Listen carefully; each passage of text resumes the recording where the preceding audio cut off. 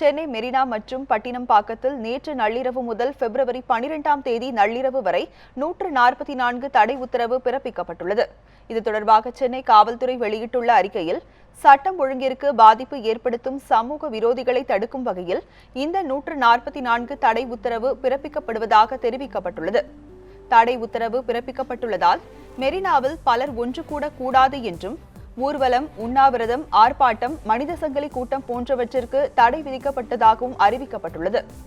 மெரினாவில் பல்வேறு காரணங்களுக்காக போராட ஒன்று கூடுமாறு சமூக வலைதளங்களில் சிலர் தகவல் பரப்பி வருவதாகவும், சட்டவிரோதமாக அவ்வாறு கூடுபவர்கள் மீது கடும் நடவடிக்கைகள் எடுக்கப்படும் என்றும் எச்சரிக்கப்பட்டுள்ளது.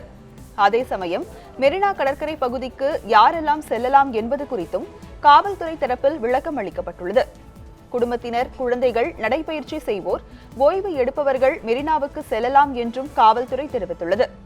144 தடை உத்தரவு பிறப்பிக்கப்பட்டுள்ள நிலையில் சென்னை மக்கள் ஒத்துழைக்குமாறும் காவல்துறை கேட்டுக் கொண்டுள்ளது.